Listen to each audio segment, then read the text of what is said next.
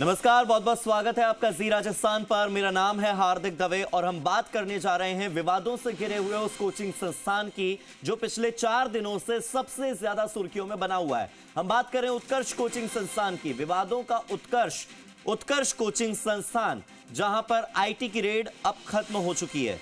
4 दिनों तक चली आयकर टीम की कार्रवाई और 4 दिनों की कार्रवाई में क्या क्या मिला देख लीजिए।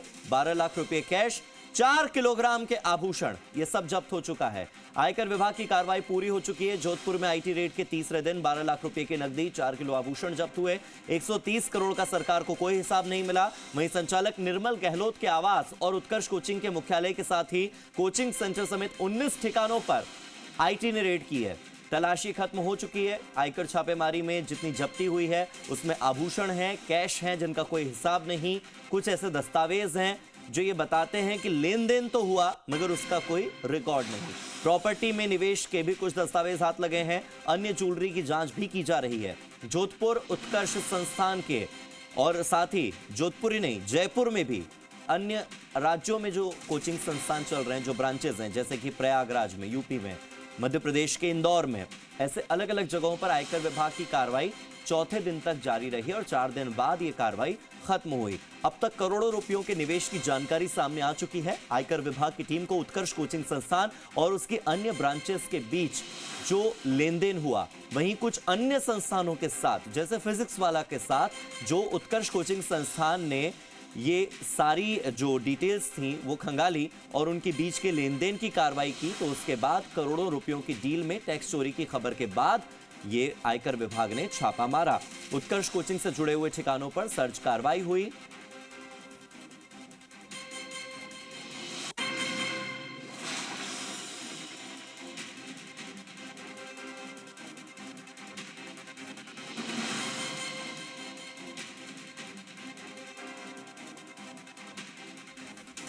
तो ऐसे में अब ये जो जानकारियां सामने आ रही हैं वो हैरान करती हैं। 4 दिन की कार्रवाई के बाद जो पता लगा है उसमें 12 लाख रुपए कैश है, करोड़ों रुपयों की डील है, टैक्स चोरी के ऐसे साक्ष्य लगे हैं जो कि आयकर विभाग की इस रेड के बाद, जांच के बाद इस पक्ष को और मजबूत बनाते हैं कि धांधली तो हुई है। सर्च के दौरान अन्य संस्थानों के साथ हुई डील से भी जुड़े दस्तावेज और एनजीओ के करोड़ों रुपयों की फंडिंग से जुड़े मामलों में जानकारी हाथ लगी है।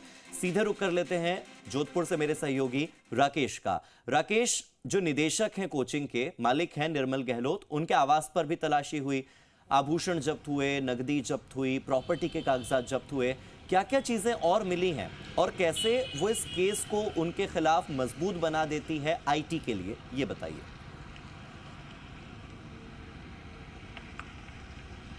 हार्दिक, मैं बात करूं उत्कर्ष कोचिंग संस्थान की, तो जिस तरीके से उत्कर्ष कोचिंग संस्थान फिजिक्स वाला के साथ डील करने के बाद सुर्खियों में आया था, उससे बाद से ही लगातार इनकम टैक्स विभाग की रडार पर था।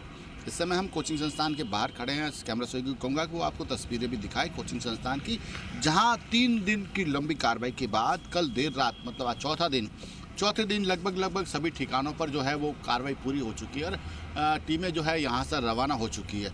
अब बात करें क्या मिला। सबसे बड़ी बात है कि जो निर्मल गहलोत है, उत्कर्ष क्लासेस के फाउंडर, उनके निवास पर जब रेड की गई तो वहाँ से कोई कुछ महत्वपूर्ण दस्तावेज भी मिले हैं। इसके अलावा ये भी बताया जा रहा है कि 5 से 6 ठिकानों पर कुछ महत्वपूर्ण सुराग मिले हैं। अब क्या सुराग मिले हैं इसके बारे में इनकम टैक्स डिपार्टमेंट की ओर से अभी तक खुलासा नहीं किया गया, क्योंकि यहाँ से टीमें हटा दी गई है। लेकिन अब जो दस्तावेज मिले हैं, आभूषण मिले हैं, कैश मिला है, उसके अलावा इलेक्ट्रॉनिक गैजेट्स है, उनकी पड़ताल अभी भी ऑफिस में जो इनकम टैक्स डिपार्टमेंट का है वहाँ चलेगा लगभग। लेकिन यहाँ से अब सर्च जो है लगभग पूरा हो चुका है। जोधपुर के सभी ठिकानों से की बात करें या फिर जयपुर, प्रयागराज, इंदौर, दिल्ली की बात करें, तो लगभग सभी ठिकानों पर अब जो है सर्च का काम जो है पूरा हो चुका है। इनकम टैक्स डिपार्टमेंट की जो टीमें आई हुई थी 4 दिन से, वो अब हटा दी गई है।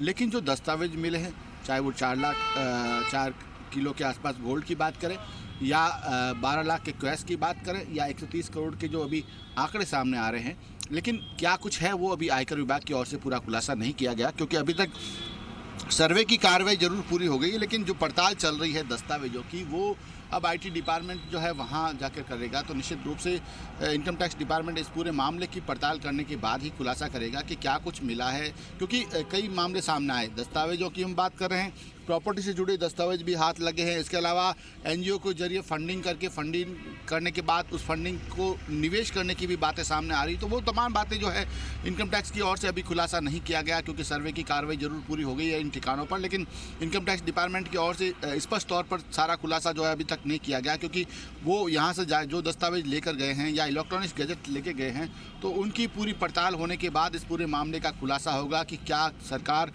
से कितनी टैक्स चोरी की गई, आय से अधिक संपत्ति कितनी थी। ये तमाम बातें जो है इनकम टैक्स डिपार्टमेंट की ओर से जो है वो प्रॉपर्टी के कागजात के बारे में पता था, इसी के साथ हमें कैश के बारे में पता था, आभूषण की जब्ती के बारे में पता था। एक जो नया एंगल आज एड ऑन हुआ है वो ये कि करोड़ों रुपयों की फंडिंग एक एनजीओ को की जा रही थी। उस एनजीओ को बार बार फंडिंग करके उस पैसे को एनजीओ से निकालकर दूसरी जगहों पर निवेश किया जा रहा था। भारत में ये काम बहुत ज्यादा होता है जब भी धांधली करनी होती है बड़े बड़े संस्थानों को।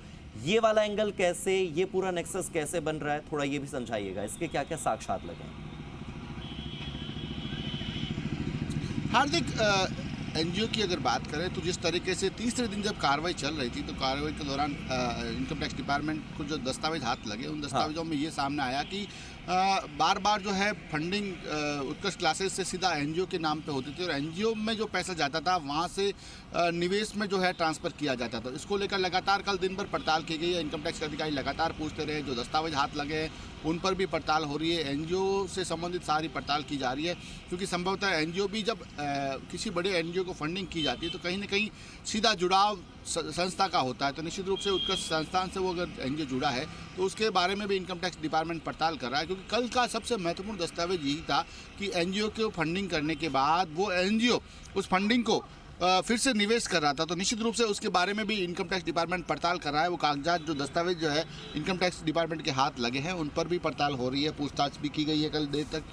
उसके बाद अभी लगातार उसमें जो एनजीओ है उसके बारे में भी पड़ताल की जा रही है। एनजीओ किसका है, क्या है, कब से उसका निर्माण हुआ, कब से उसके अंदर फंडिंग हुई, अब तक टोटल कितना फंडिंग हुआ। सबसे बड़ी बात है कि टोटल अमाउंट का जो आंकड़ा अभी तक इनकम टैक्स डिपार्टमेंट ने डिक्लेयर नहीं किया है कि उत्कर्ष संस्थान ने एनजीओ को कितना फंड किया और एनजीओ ने वो फंड कहाँ निवेश किया। अब उसके बारे में लगातार जो दस्तावेज मिले हैं उनसे पड़ताल की जा रही है। उसके बाद इस पूरे मामले का खुलासा होगा कि एनजीओ ने कहाँ, हालांकि ये बात भी सामने आई है, सूत्र ये बता रहे हैं कि एनजीओ के जरिए प्रॉपर्टी में कहीं न कहीं जो बड़ा निवेश किया गया, तो कहाँ प्रॉपर्टी में निवेश किया गया, क्या जोधपुर में किया गया, जयपुर में किया गया, या इसके अलावा कहीं और भी जगह है जहाँ प्रॉपर्टी में अगर निवेश किया गया, तो उन तमाम दस्तावेजों को जो है अब जब यहाँ से दस्तावेज जो है वो हाथ लगे तो उन दस्तावेजों की पड़ताल भी इनकम टैक्स डिपार्टमेंट में की जाएगी।